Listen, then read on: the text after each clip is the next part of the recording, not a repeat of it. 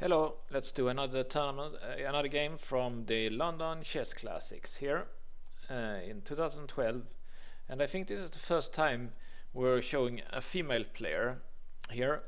Judit Polgar is the strongest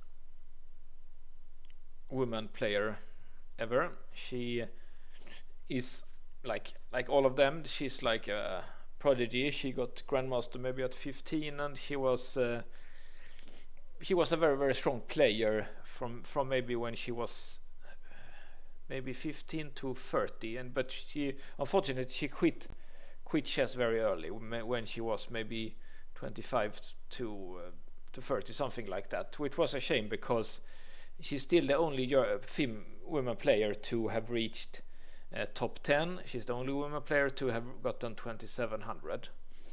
And she's a very nice commentator. She has been commentating for some tournaments, and she's very sharp tactical, and she was known as a very attacking player, very good attacking player. So it was not only that she was a woman, she was also very fun to, her games were also very fun to watch. So if she would have been fun if she played professionally for maybe 10 more years, because it was a bit of a shame, because I think both her and another woman player who's the second best woman player ever, who is Hu Yifan from China, and she quit even earlier. She quit when she was like 2650, so she was a bit worse than Judit, but she had such a talent, so if she would have continued to practice and play, she could probably also have reached 2700 and become maybe Hu Yifan could maybe have become the strongest woman player if she kept playing, but she also quit very early when was 25 or so, or maybe even earlier. And it was a shame just because women, chess needs more women, because it's such a male dominated sport now. I think like best female player is not even top 100, like I don't think maybe top 200, and there is no reason why a woman couldn't Judit showed that a woman can compete with the best male players. There is nothing biological that says that male has any advantage. So it was a bit of a pity that the two most talented women players, Judit and Hu Yifan, both of them quit so early. And also for them, because I don't think they had made enough money of chess to retire, basically. I think they would have needed to play at least 10 more years, both of them, before. So I think they have to get regular jobs, and so would be my guess. If they just played for like 10 more years, then they would probably be set for life with winnings from chess tournaments. Well, anyway, this is the first time I think that Magnus played. He might have played a woman before, but it's at least the first time in this series that he's played a woman. I didn't look at the games, but it might be that it's the first time he plays a woman. But anyway, it will be interesting to see how they play. So they are playing Magnus playing the English opening. He's of course has studied her games and knows that she's a tactical player, so it's good for him to play a positional opening, and the English is a very positional opening here. And Judit decides to go for a hedgehog structure here. So this setup that white is doing here is called the hedgehog's structure, because often black plays pawn here, and then this line here is called the hedgehog because the black's pawn are covering all those squares, like the back, the pigs on a hedgehog. And it's an opening that fits Judit Polgar because it's a very dynamic, sharp opening, and it's sometimes hard for black to find plans and like that, but sometimes when white tries to win, it will become a very sharp game. So it's a good opening for her.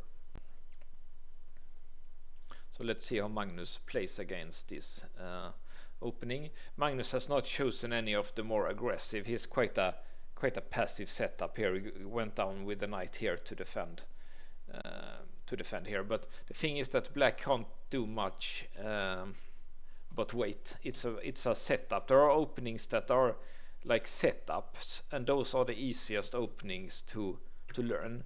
You only have to learn a setup, and you put the pieces there in a setup, and then you wait, basically, because the setup openings, like grandmasters and computers, they have like analyzed that this is the correct way to set up your pieces, and it's hard for your opponent to do anything.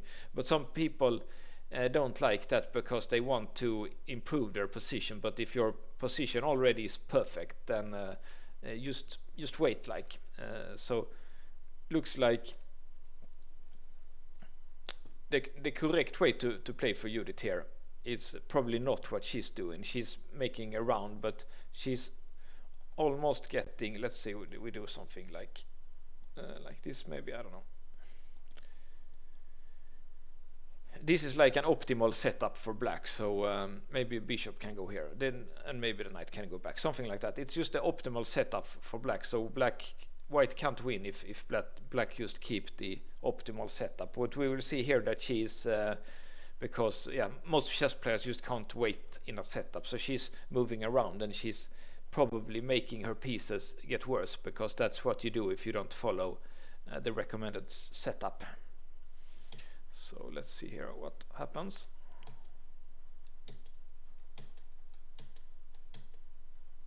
So here Magnus plays f4.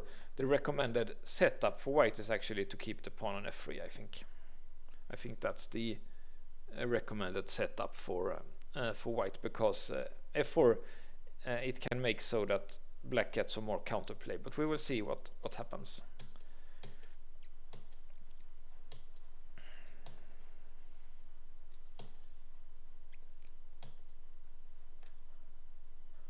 So like now this is a little bit misplaced. Would have been better if it was here in the recommended setup position, because it can basically not do so much. So, but I think so that's why I guess she's regrouping and wants to go here to reach the setup.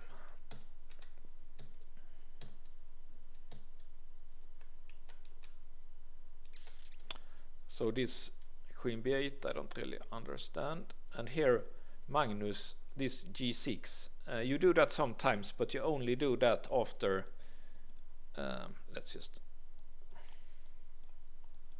if you have reached like this, let's see, this is black setup, then you can do g6 and bishop here. But now she does it when she's not ready, and Magnus who's being a very alert player, he realized that this is not part of this is too early in the setup, so that's why he's striking here at once and do e5, which also the computer likes here, which gives him an advantage here. So let's see what happens.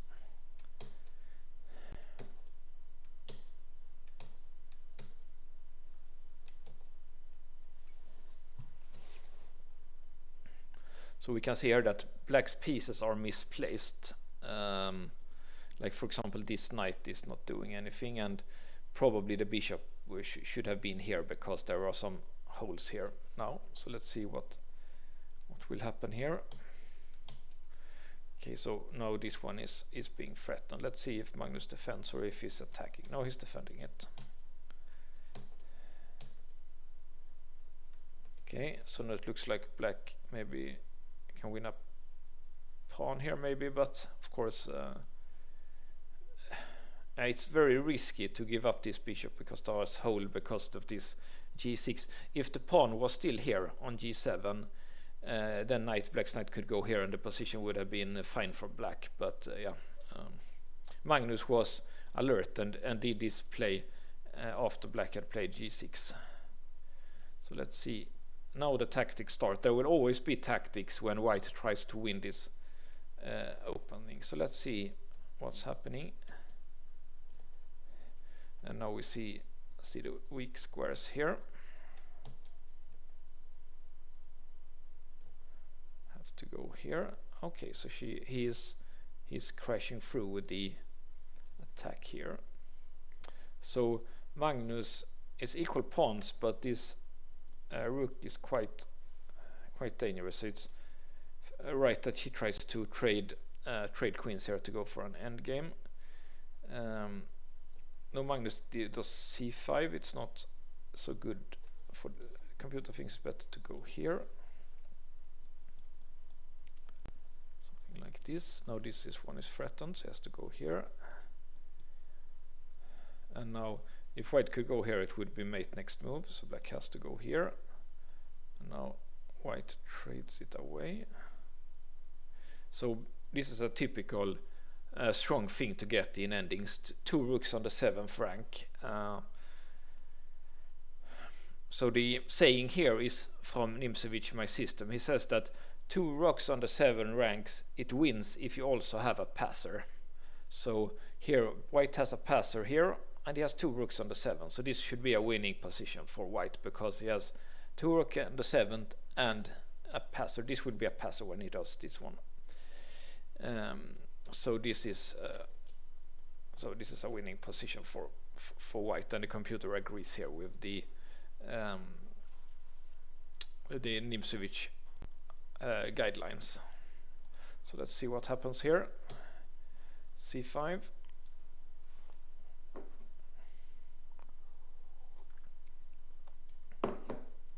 And apparently it was correct to at once try to improve the knight's position by going here, but she took and he trades, and you can't take with a pawn because of c8 is hanging like this.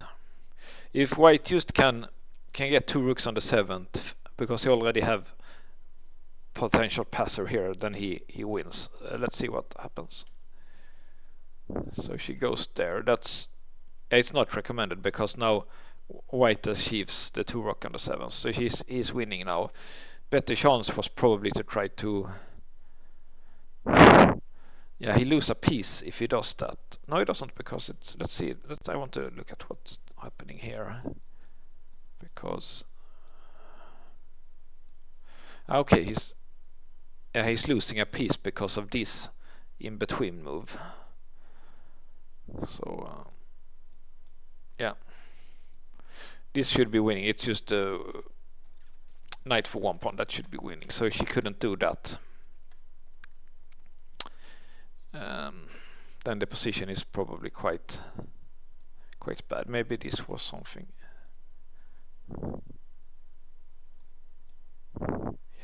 Okay, black is passive. This was probably the best chance, because once white gets 2 rook on the 7th and a passer, it's theoretically win for white. So let's see how Magnus won this game.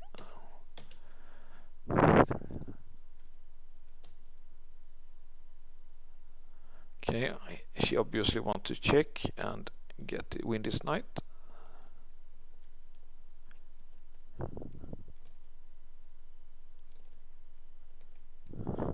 Okay, so she managed to trade a rook here, but looks like white is winning something here. Yeah, both are threatened, so he has to go back. Okay, this is also a typical setup. It's known as the Arabian corner mate, like black goes here.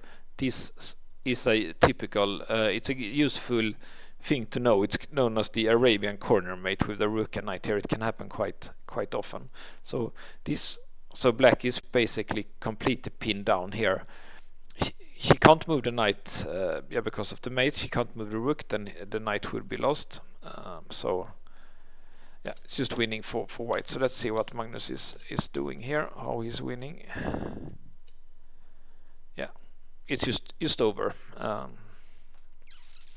I guess it's just rook a7 and then just go here and queen it. Very strong game by Magnus, very alert. I was impressed that he spotted her mistake here, doing g6 too early here. Okay, there is still a few more games from this tournament. Then it's time for 2013. So thanks for watching.